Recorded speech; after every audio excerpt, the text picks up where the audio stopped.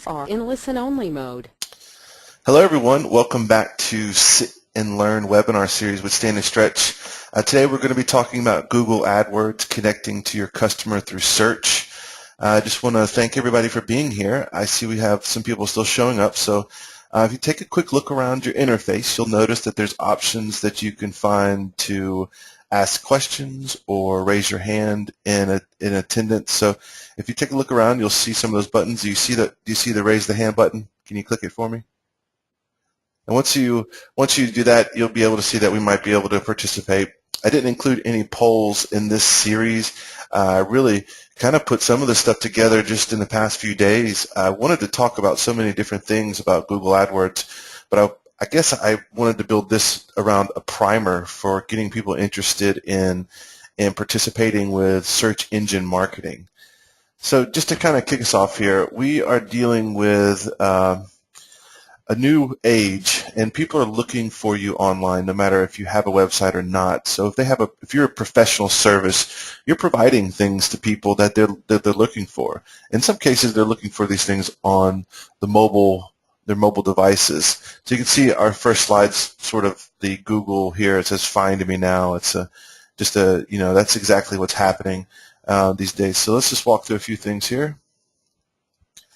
Today, the presenter is myself. As you'll see here, as it's coming up, I think we're having a little bit of delay. What you're going to see on the next slide is a picture of Lucas Schaefer. And can anybody see the picture of Lucas? Can you raise your hand? Let me know if you can see. Or are we still looking at the first page? If we're looking at the first page at Google AdWords, is that what people are looking at? Yeah, it looks like we have a couple of attendees that might be looking at a delayed reaction. So what I'd like to do is see if we can't just move along. Again, if you can see a picture of myself, Lucas Schaefer, can you raise your hand? Okay, great. So I appreciate that. And if you can't, can you raise your hand? If you're still looking at the main home screen? Okay. I'm just going to move right along. Our webinar series here, we have a organizer, which is Jamie McConnell. She's not present on the webinar series right now, but she's not in the office. So I'm going to handle everything from here. So if you have a question or anything, type it into your interface, and we're good to go. So Stan and Stretch is our sponsor. They're an interactive marketing agency. We specialize in web, mobile, social, advertising, and print. So it's very interesting. We're an interactive marketing agency. I don't know of too many that are in Columbus, but we do like to participate with any type of small business that's looking to go online. So very cool. And I'm proud to announce that on this slide here, we're looking at the continuing education partnership slide. We have now partnered with the Columbus State to help them reach out to people who might be interested in finding education for regional resources and professional development. So I'm very excited to have the endorsement of Columbus State Continuing Education Department. So very grateful for that.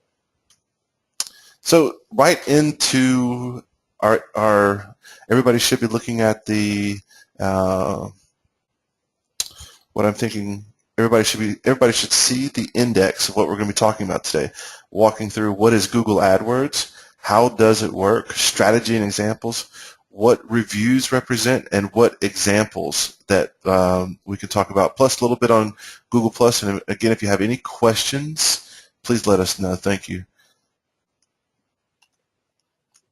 So Google AdWords, everybody comes to me all the time wanting to know how we can get found on the web when their website isn't providing them enough space out there. So the search engines that you can see on the left side here provide an ad placement for you to put advertising to drive people to your service. So if you're a professional service, if you're a law firm, an insurance agency, you're going to have lots of success by putting information out there that people can click on and go and connect to your business. So the main advertising product drove $42.5 billion in revenue for Google's total advertising.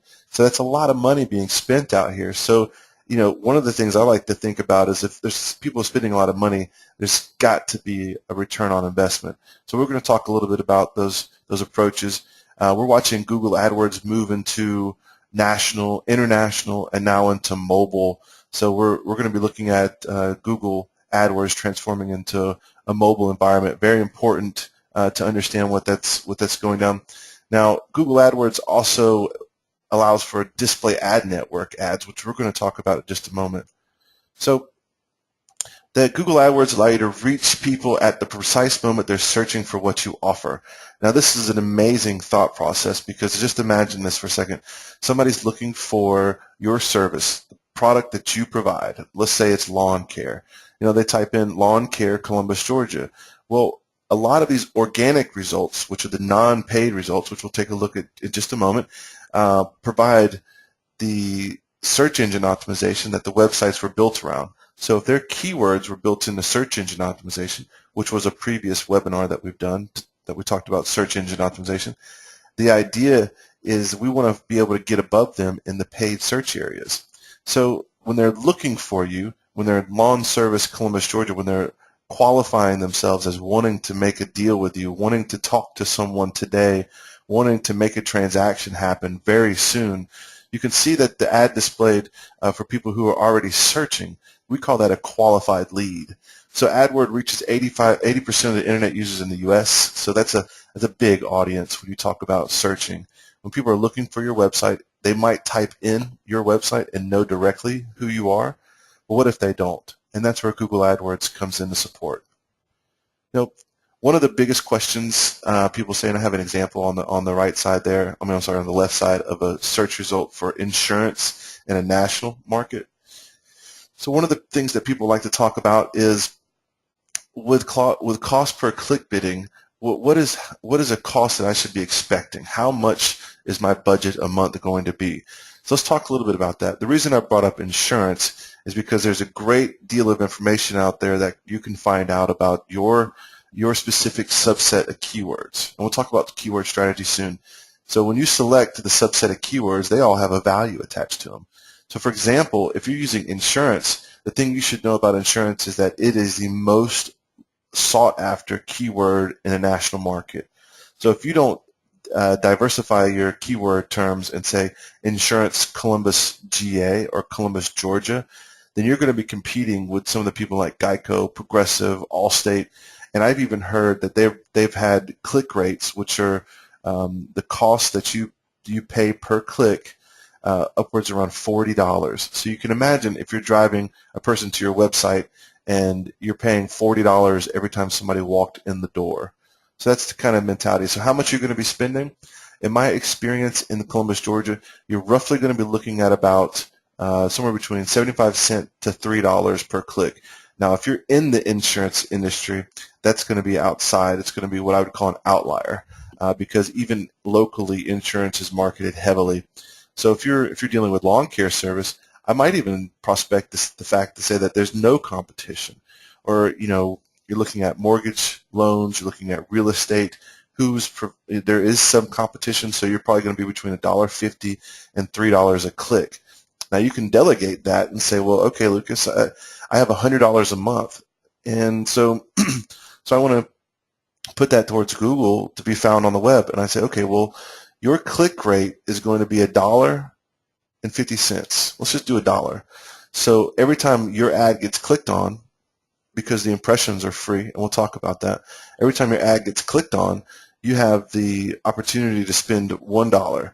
So that means 100 clicks a month.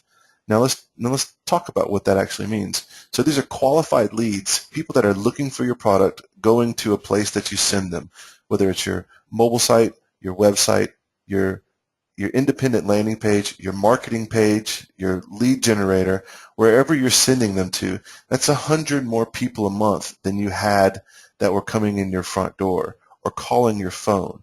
So there's a great return on investment with Google AdWords. So controlling your budget's good. So if you have $1,000, you can just do the math. That's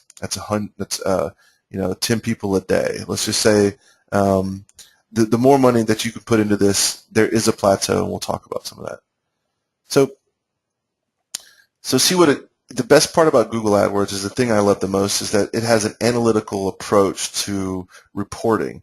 So we get to look at what the keywords are, what's working in your ad, how can we build upon it to make it even better.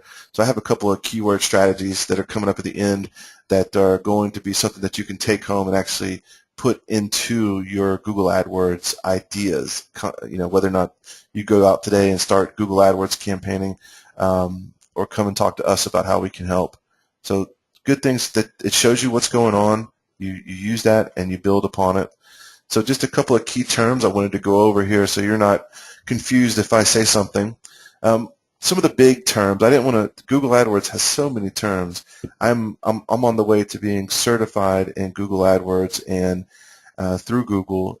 And let me just tell you, there's so much information that even with our current clients, because of the ideas that we could possibly put into Google AdWords is expansive. It is a big place. And generally, if you just want to get found, that's one thing. If you want to diversify a multitude of ad groups that are targeting specific keywords, like let's say a subset of those keywords would be your competitors. So an ad group would be a subset of your competitor's name. So right now, think of all the people that are in your market space, and you could target somebody types in your competitor's name, you can show up in that campaign. So campaign defines the daily budget, the overall daily budget, geographic scope, and placement where the ads can be displayed. And there's 3 different types of networks that you can put ads. Google Search, which is basically the search results you see every day. The search network, ads displayed on search network partner sites. So this is such as Google Groups, Ask.com, and AOL. Yahoo's in competition with search engine marketing, so you don't see those two blend. Display network, which is something I want to show you just a little bit of. And then talking about an ad group, a group of ads within a campaign that are focused on a set of closely related keywords. So in one instance, we might have your February 2013 campaign, and we have subsets of ad groups. So these ad groups are targeted. One ad group is set towards your competitors. One ad group set towards one part of your market. Maybe it's a singular product. Maybe it's a service. Maybe like for Stand and Stretch, it would be web design. So we have an ad group for web design. When people type in web design related things in a geographical area, they get web design specific ads served to them. And then of course a general ad group, if somebody's just looking for some key terms that we've delegated that aren't that important, we can put an ad group together and then serve a general set of ads. And also we have the individual ad, so that's self-explanatory. Some other things I'm going to mention are average CPC. This is cost per click. So in a campaign, and we're going to talk about what happens when Google AdWords and how it works, what happens when the auction occurs. And I found this great infographic from WordStream. So I don't want you guys to think that I built that, but I did break it apart, and I want to walk through it because it's just a great visual on how Google AdWords works. But average CPC, average cost per click, excuse me, let me take a drink of my water here. This is where people get lost because the auction occurs, and you might have $1.50 and 75 cents, but at the end of the campaign, you ended up spending an average $1 per click. So $100 in your budget might not come out to exactly 100 clicks. So you'll get that. Average position. So if you're looking at the homepage of Google, you'll notice that there's the top 3 above the main organic search, and then there's the right column over there on the side that just kind of feeds down. Now, the way Google rates this is that those top 3 are 1, 2, and 3, and then the size starts with 4 and just goes down. I think there's 12 on the homepage. So the name of the game is how do you put a high enough daily budget and a click rate cost to put yourself into the first, second, and third position. So we'll talk a little bit about that. Then you have the campaign daily budget. This is your daily spending limit. You have $100 a month, but the entire campaign could have $100, but I want to spend $3 a day. So your clicks, the number of users you sent to the site. So when people click on your ads, they're going to a place that you want them to go. And then the content total. So this is probably one of the things that are the underlying factors in how successful a Google AdWords campaign can be. Content total is the clicks, cost, and other stats related to being displayed either with Google Sites or the AdSense network. So this is great because this is just something that we might mention later on that says your content total is the result of your entire campaign. So mention that a little bit. So, I had a question on our Facebook page. So if you're going to attend in the future, please talk to us about questions you might have. And one of them was placement. And I wrote back and I sort of had this sort of conversation, and I realized that what it was there was a really kind of a separation of what positioning and placement means. So, I just spoke a little bit about position. Position is the average rank position, particularly where your ad falls because of the rate that you've given it. How much are you willing to bid for the $1.50 for your placement? And where does that stand in the auction? So we'll talk a little bit, we'll really get into that in the next slide. So placement is particularly pertaining to the Google Display Ad Network. So when you're putting display ads, and we're not talking about text ads, so the search ads you see are called text ads. We're talking about display ads, and everybody's seen them. They're the big rectangles on the top of, in the headers called leaderboards sometimes, and then they're the medium rectangles and the squares that you see that might have a nationwide ad or some kind of local advertising. So the placement is actually something you can delegate for your display ad network to allow you to put something in the top half of the website, which is collectively known as the above the fold area, or you could put something below the fold, or maybe just in the header, or maybe just in the footer. So the placement basically says that there's other ways that you can control where your ads appear. And it's typically when you're talking about the banner mentality or the display ad network. And we'll talk a little bit about that soon. So I just wanted to make sure that that got out there for the people who wanted to know what the difference between position, which is correlating the level of 1, 2, 3 on the top in the search results, and then on the right column, 4, 5, 6, 7, 8, 9, 10, 11, 12. And then placement is basically a visual ad representation of where do we want to put it. So if I tell Google Ad Display Ad Network where I want to put my ad, if I want it top and center, I'm going to be competing with a high level of competition. My rates might go up, my bid might go up, I might need to put more money into that campaign. But if I'm just putting an awareness ad out there and I want it just to float around on the bottom of the website, I know it might not get seen all the time, but man, I don't want to pay top dollar to put it at the top of the website. So placement is an organization of that. So how does it work? So WordStream, and I give credit to WordStream for doing this wonderful job with the infographic. So, we have some numbers here. I'm just going to walk through. This is AdWords Auction. So just to give you just a quick brief overview, when you type in a search term, let's say lawn service Columbus, Georgia, at that instant moment, everybody who has lawn service Columbus, Georgia in your search keyword term listing in your ad group with the overall campaign, your max bid gets put up against all the other people in a quick instant, very quickly, so fast that the system generates your search results less than a second. So this auction occurs. Now, where does your bid fall into place on the other bids? So if you bid $3 and somebody bid $5 and somebody else bid $15, well, the person who bid $15 is going to get the first place. But they don't pay $15. They pay 1 penny above what the lowest bid was. So they would pay $5.01. So we're going to walk through that. That's how ads get placed. That's how people get charged. This is how an AdWords auction works. So it all starts with a query. So just as I mentioned, we put in the search result, and you have a lot of people who are pulled around that key term, like insurance. So there's millions of people wanting to be on part of the insurance bid. So Google deems relevant to the search query for all these key terms, and then the auction is triggered.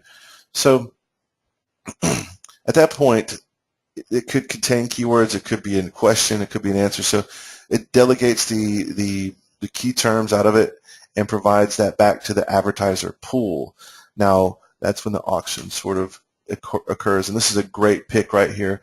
So what gets entered into these auctions? Well, advertisers identify those keywords, then Google goes through and says what's most relevant. Now, the people that have put in the money are the people that are holding up their hand saying, I'm ready to go, this is our keywords, this is good. My max bid has been set, and I'm presenting that max bid to this key term search. So what happens next is a big series of things, and this is really great to just kind of sit and talk about for just a second. Once that auction occurs, the max bid, and you'll see a couple of things here. So your ad rank on the left side is a computation of your maximum bid. So we talked about your bid rate, your bid rate times your quality score. Now this is where having a team like Stand and Stretch comes into place. So if you're out there spending money on Google AdWords right now, there's a couple of things that you might be missing. You understand the max bid, you understand you're driving traffic, but how can you build up your quality score and pay less and still win the auction? So your quality score is a measurement of the landing page content quality as it correlates to your key term. So in marketing, in online marketing, you would build a very defined landing page. So standandstretch.com/web design. It would have content strategy based to create a positive quality score. So when we target ads to it, we're increasing our ad rank, which decreases our cost. So you can actually see here that that an advertiser with $2 and a 10, which is almost impossible. By the way, Google AdWords will show you your quality score per landing page. So once you tell it, so if you're sending all of your Google AdWords to your home page, what's going to happen? You cannot optimize your home page for the 300 key terms that you just built this campaign around. So your quality score is going to be pretty average. You're not going to have a high quality score. But the key is identifying independent landing pages within your website and sending those defined ad groups to that portion of your website is going to allow you to increase the quality score and minimize the cost that you need to spend. So this is where Stand and Stretch really optimizes and makes campaign money that's spent very efficient. Return on investment's higher, and that means traffic overall is also higher. And what you're doing with that, once you define those marketing landing pages, the idea is to generate the lead, to make the sale, to convert. So tracking it all the way from beginning, from search, I'm looking for lawn service, Columbus, Georgia. I'm bidding. I'm a lawn service company. I'm bidding. My landing page was built by a company that optimizes landing pages and increases quality scores for search engine marketing, and my bid is optimal for the market that I'm in. Well, my ad rank is going to be very high, and I think that's what you'll see on the right column over there. You have one advertiser who has $2 bid. His max bid is $2, and his quality score is 10. Well, his ad rank is now a 20. So we also have advertiser number 2, $4, but his ad rank is, his quality score is a 4, and that gives him a 16. And so you see the people who are spending all the money down at the bottom at $8 with a quality score of 1, they have an 8. So AdWords are very important. It's very important to use AdWords and also optimizing the quality score, which basically means how are you creating a marketing landing page that is dedicated to the key terms that you're putting in that ad group. And I know that's a lot to say, but it doesn't have to happen. You don't have to go that far. You just need to know that this is what a very efficient, optimized Google AdWords campaign looks like. So what are we thinking about here? How much money am I spending per bid? Is it $1, $2, $8? Every time somebody clicks, am I getting charged $4 every time? It's very possible. Do you want to minimize the clicks? Then work on the quality score, which is the website design, the search engine optimization, the content strategy that goes into the elements that are built on the page that you're sending them to when they click. So very relevant information. Very good stuff. Again, WordStream, pretty cool. Pretty cool that they put this together. I really like this. It makes it easy to explain. How does Google determine what you pay? This is very simple. I sort of explained this. So if everybody bids, so if I bid $1, somebody else bids $2, and the next person bids $3, basically what happens is the person with $3 wins because everybody's quality score is average.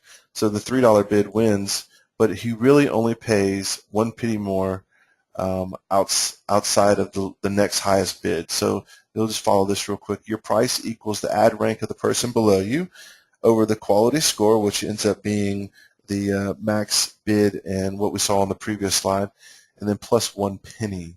So it's 1 penny above. Very cool. So here we go. This is how the actual CPC gets calculated. So like I said, when you bid $1.50, you don't always get $1.50. So this is more math. This is how this is for the people who are still with me. So on the right side, you'll now see the actual CPC.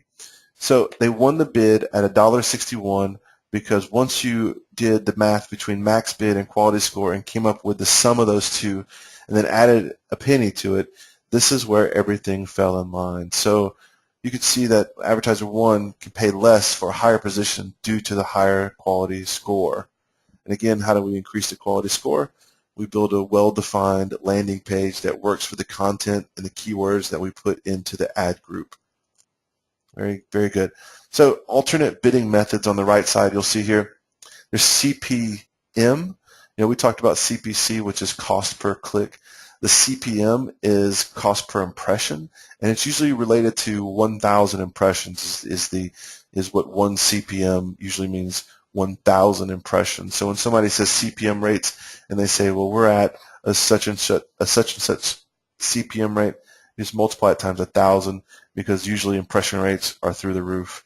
Okay, so the CPA bids also Google allows you to allow them to do the conversion optimizer, and this is very easy for general maintenance. So when the client comes to us and they're really only wanting to spend $200, $300, $400 a month, you know, we turn on the CPA and just let their money spend, you know, usually only setting up 1 campaign with maybe 2 separate ad groups, and then we build a case on how we can help redefine the landing pages for a very simple cost, and that usually goes into a monthly bucket where we monitor and rotate and look at keywords over time. So CPA is something we turn on for our lower cost maintenance plans. Some of our clients who spend upwards of $1,000 a month to $2,000 a month, they have diverse ad groups, so they pay out of pocket that, but then they also put most of that towards the budget of their cost per clicks.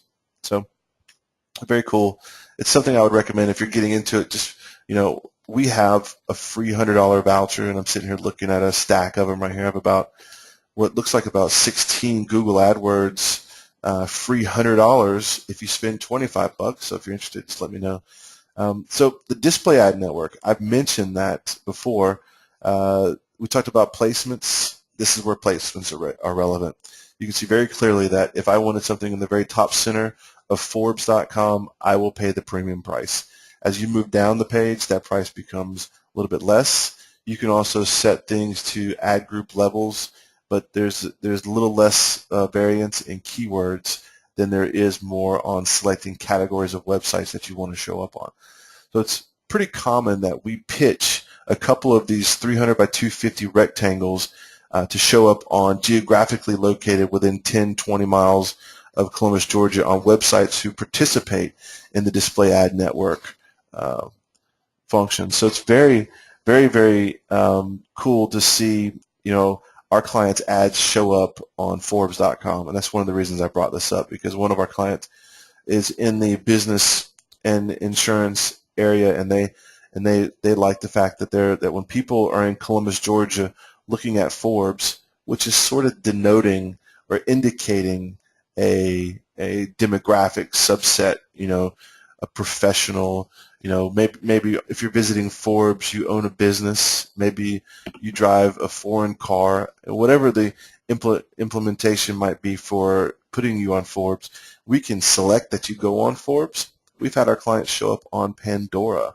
Now, I don't know how big that is because I don't see any ads on Pandora because I pay for the premium version.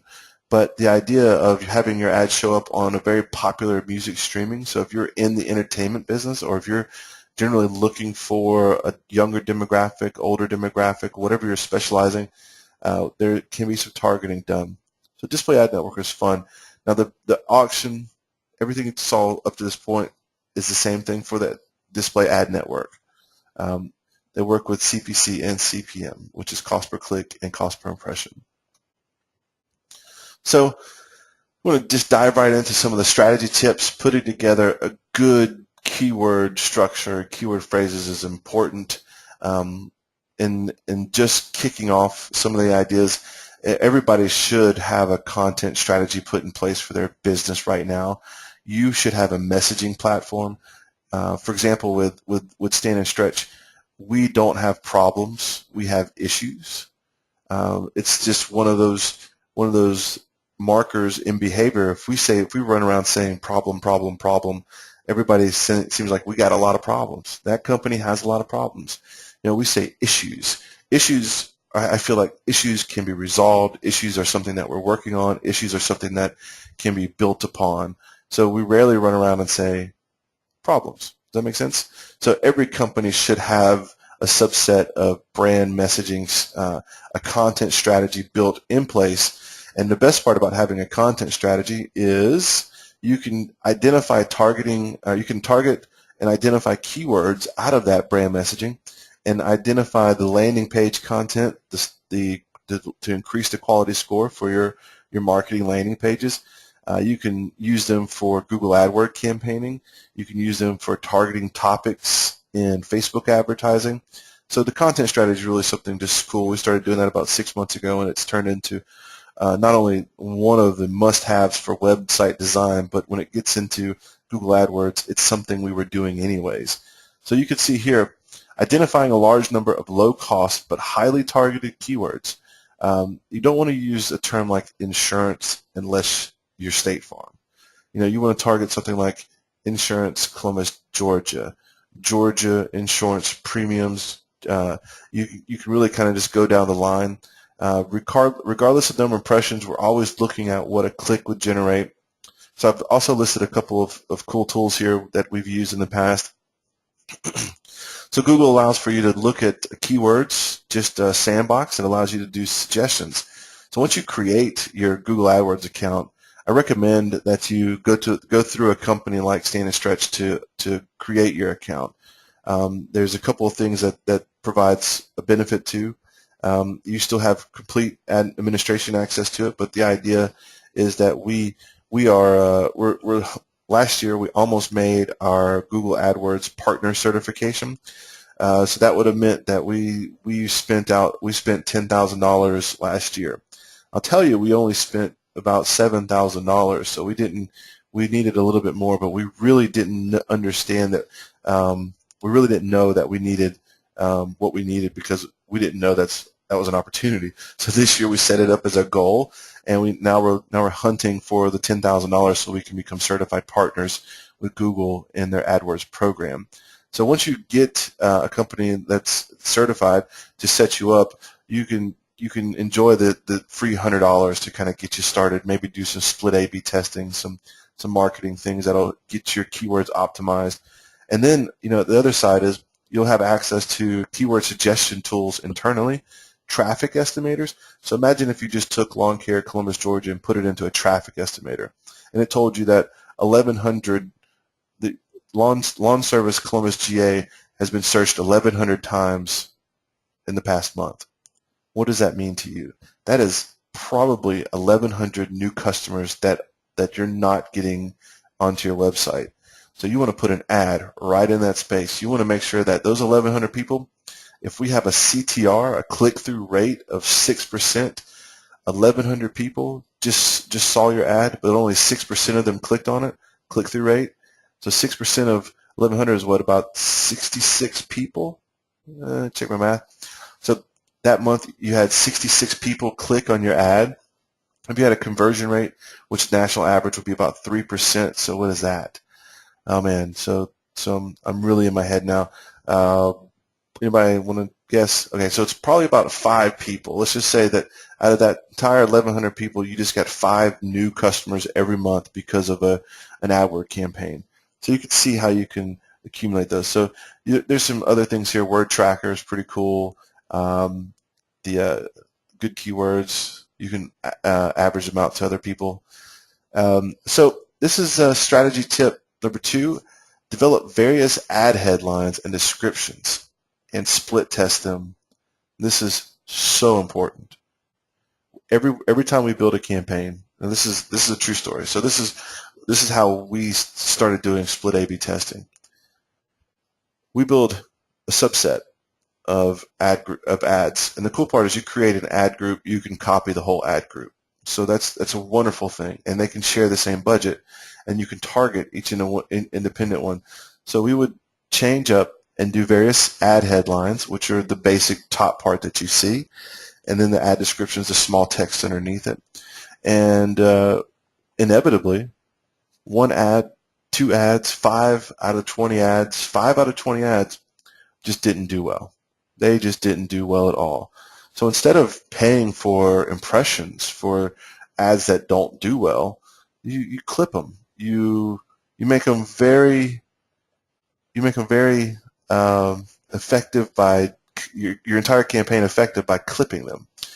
So just when clipping them, I basically mean removing them. So sometimes Google AdWords will do this for you automatically. It'll say ad is not performing correctly.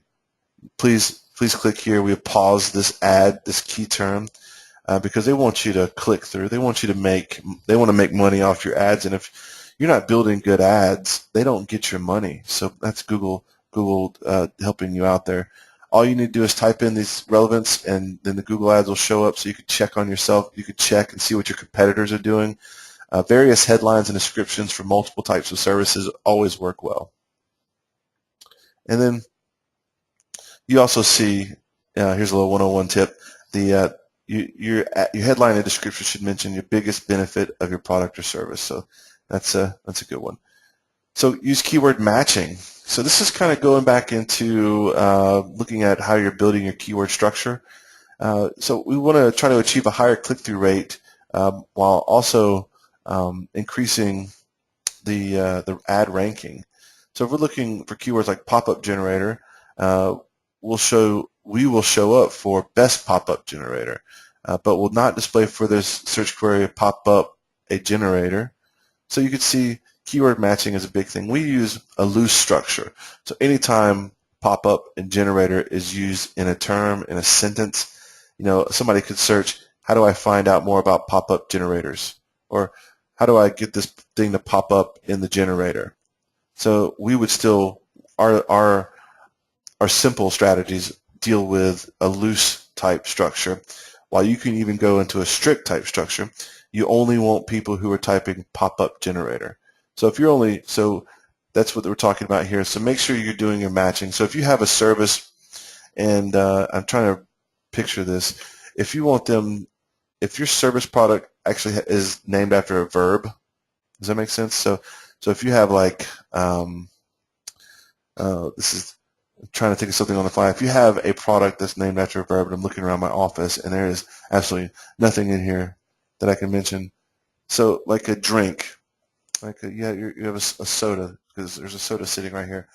So the idea is you don't want to make your key term around drink when that's very kind of off-putting to you getting your product. But if you had another tagline like Coca-Cola drink, you would want to just do strictly Coca-Cola drink and not do any keyword matching. So I hope I didn't completely just confuse everybody with that. But the idea is there's the opportunity for you to use exact phrasing, loose phrasing, keyword matching on different types of keywords, so you can put those together and increase your impressions, ultimately going for click-through improvements. So limiting the ad impressions to certain countries. Now this is interesting. So you go out there, you set up your keywords, and you don't geographically target it to the United States. What does that mean? Well, now if somebody in Australia types in lawn service care, Columbus, GA, even if they put in the Columbus, GA to try to look for somebody in Columbus, Georgia, they're going to see your ad. But are they going to be able to make a purchase? Are they going to be able to find you? Are they going to be able to come down to your office and hang out with you? Probably not. So if you cut off the market and look geographically, sometimes all of our Google AdWords are typically set for the local area or for Georgia or for Alabama. When you're talking about real estate, insurance, could be statewide, only people in Georgia that search. So how does it identify your browser and say this person is in Georgia? Well, if your browser is set up to identify your location, and most of the new browsers are, your mobile phone is definitely, there's some point when you turned on your browser, it said, hey, do you want to identify your location? You either said yes or no. If you said yes, then you're going to be geographically targeted for search, which I think is a good thing. If you want that to happen, if you're always looking for things and trying to find things and that, but if you're very private and don't want anybody to know anything about your location, especially Google, you can turn that off. But we want to limit the ad impressions to certain countries sometimes because we don't need everybody in Canada looking at our local lawn service AdWord campaign. So I see somebody who's raised their hand. Was that by accident, or do you actually have a question? If you look at, you could find the question area and ask a question. I have the board right here, so if I see it, I'll actually stop and take a moment to answer any questions. So please ask away. So this is limiting the geographic locations for the ads. Very, very interesting to be able to build that out. It's fun to watch. So I think this is one of the last tips I have. Monitor and manage your campaigns. You cannot just set it and forget it. You might log in 2 weeks later and realize that you just spent all of your budget because you miscalculated a 30-day a budget, your daily spend to $30 on a $100 budget. Well, guess what? You spent all your money in the first few days. So I don't think I think it actually will give you some catches, some validation, and say, hey, you got a month left. That's really not going to get you through the month. So you can see that managing and monitoring will help you continue to be engaged in your AdWord campaign. But most of the time what happens is a company or an individual will contact a company like ours and allow us to do the monitoring and the managing of the campaigns, the weeding out of the bad keywords, the restructuring of keyword phrases, looking at the recommendations from Google AdWords and having them tell us what is a good opportunity for us to use. So very interesting. You can maximize your Google AdWords campaigns very easily by just looking at them maybe once a week, twice a week. So I wanted to bounce into reviews. Now, if you look in the middle of the page, you'll see a search engine result in the very back behind this. And one of the keys that I get questions all the time. It says, Lucas, all right, what are these things that are popping up in the middle of the search results? And so we have, if you look at the structured, let me see if I can turn on my pen here, and I'll try to highlight some things.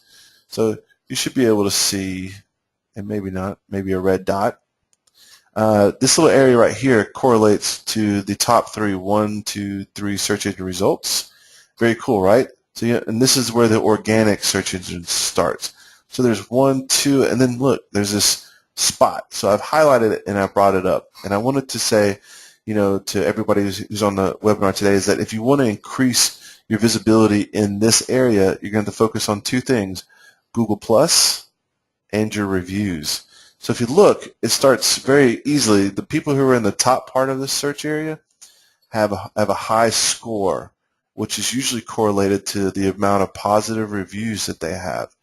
So for example, if you increase your Google reviews to 30 for this subset, you'll actually find that you might be closer to here if the score of those reviews are up there. So it'll calculate. If you own your Google Plus page and you leave yourself a review, it will delegate and say that's a lower quality score for a review than somebody who is not part of your Google Plus network, and they do kind of delegate those rules down. It's a trickle down effect. So here you want to show up higher, increase those reviews. and Google Plus. And I think on the next slide here, I actually have a picture of Stand and Stretch's Google Plus page. Right now we don't have any reviews, so I got to go get some reviews. But this is kind of what it looks like. It gives you a small opportunity to put some branding up. We're showing sort of our photos from the office. Pretty cool stuff. But I think this is one of the last slides. So I thank everybody for being here. You should follow up on our YouTube page. It's youtube.com/standandstretch. And basically, I'm recording this. So if you missed anything or you had to leave, or if you know anything about our past webinars, you want to go watch them, you can find them on our YouTube page, which is an amazing thing. If you were playing along and you tweeted out the hashtag Sit and Learn, thank you so much. Again, you can find out more information about Sit and Learn and Stand and Stretch at sitandlearn.biz. And I appreciate everybody's time. Thanks, everybody, for showing up. I appreciate it. Y'all have a great afternoon, and let us know if we can help. Thanks.